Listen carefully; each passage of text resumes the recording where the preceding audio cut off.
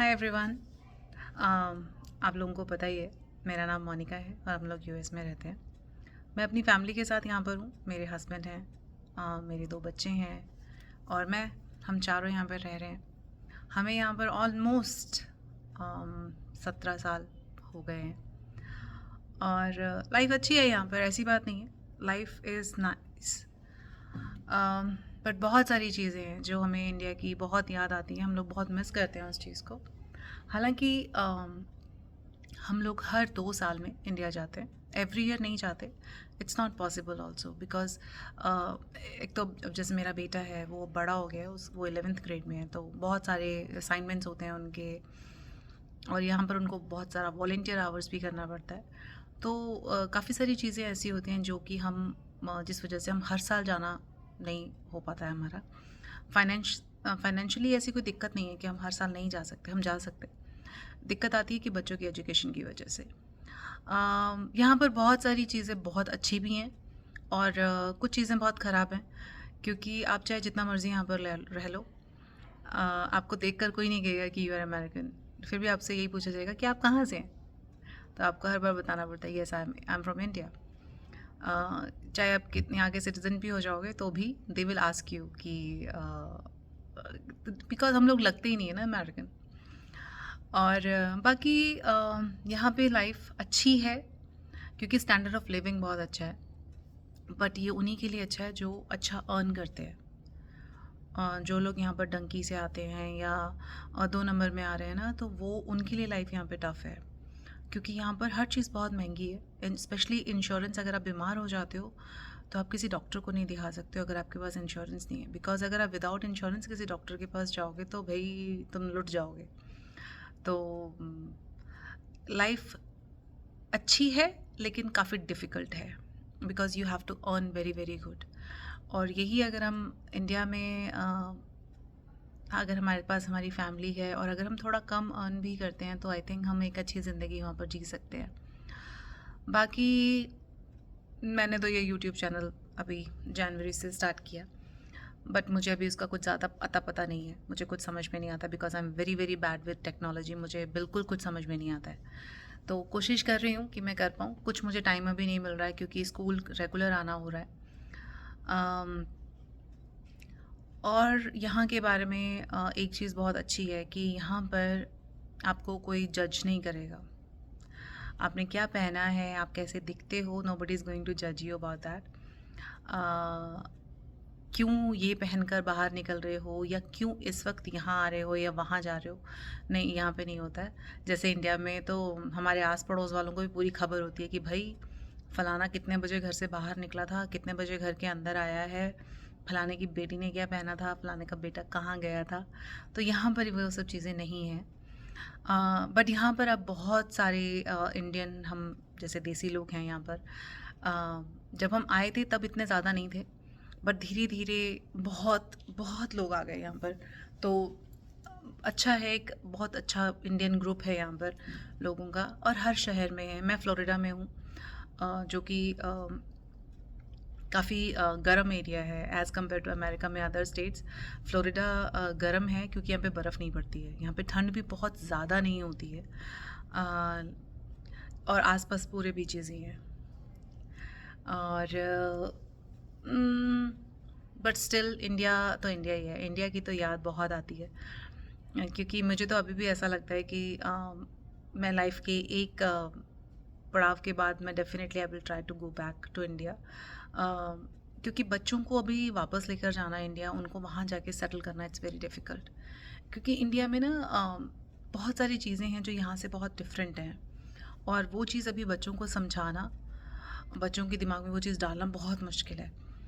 क्योंकि जैसे अभी यहाँ पर बच्चे हैं ना, तो उनको सबसे बड़ी बात है कि जेंडर की जो बात होती है, अगर मान लो हम कभी कह दें ना कि मेल फीमेल में कोई डिफरेंस है, इन द सेंस कि जैसे मैं एक बार, मुझे याद है मैंने अपने बेटे को बोला, ओ मुझे मालूम नहीं था बेटा कि तुम्हारी टीचर वेट कर रही थी, क्योंकि हमने उसे पिकअप करना था और हम 5 मिनट लेट हो गए। और मैंने एकदम कहा कि ओ मुझे मालूम नहीं था कि तुम्हारी टीचर वेट कर रही थी, वो भी फीमेल टीचर। नहीं तो हम तो 1 मिनट भी लेट ना होते बेटा, हम कोशिश करते, हम 5 मिनट पहले ही पहुँचते। तो मेरा बेटा एकदम मुझे कह रहा है, ये क्या मतलब है मम्मा कि फ़ीमेल टीचर थी तो आप 5 मिनट भी लेट ना होते, आप पहले पहुँचते। अगर मेल टीचर होता तो आप लेट हो सकते थे। तो मैंने फिर मुझे ये चीज़ उसको समझानी बड़ी मुश्किल हो गई कि बेटा लेडी टीचर को वेट कराना अच्छा नहीं लगता या व्हाटएवर इट इज़। तो ही सेड नहीं, ये तो मम्मा क्वेश्चन ही नहीं होना चाहिए कि इट्स अ मेल टीचर और फीमेल टीचर। अगर आप लेट थे तो आपको लेट होना ही नहीं चाहिए था, आपको जल्दी आना चाहिए था।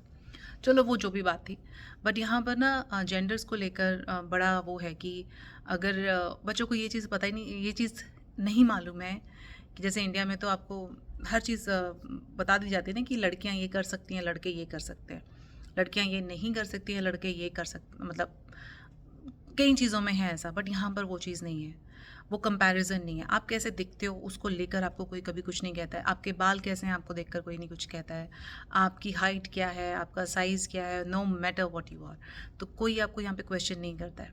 बट यही चीज़ इंडिया में अभी भी है, क्योंकि हम लोगों ने तो मतलब अपने रिलेटिव्स में ही देखा है कि अगर आप जाओगे किसी शादी में या किसी फंक्शन में तो वहाँ पर ही 10 रिलेटिव आपको ऐसे मिल जाएंगे, हाय इतनी पतली क्यों, हाय इतनी मोटी क्यों, हाय इतनी गोरी क्यों, हाय इतनी काली क्यों। They will ask you thousands question, तो वो आपको खुद ही ऐसा लग रहा होता है कि भाई कहाँ फंस गए हम। तो वो चीज़ बच्चों को थोड़ी सी अजीब लगती है वहाँ पर कि ऐसा क्यों करते हैं। प्यार बहुत करते हैं सब उनको, उनके नाना नानी दादा दादी चाचा चाची सब लोग बहुत प्यार करते हैं बच्चों को, उसकी कोई दिक्कत नहीं है। बट वहाँ के माहौल में बच्चों को ढालना थोड़ा सा मुश्किल है, तो इसलिए पॉसिबल नहीं है जाना, क्योंकि मेरी तो बेटी पैदा ही यहाँ पर हुई है और मेरा बेटा I think he was just 3 और 4 months old when we came here.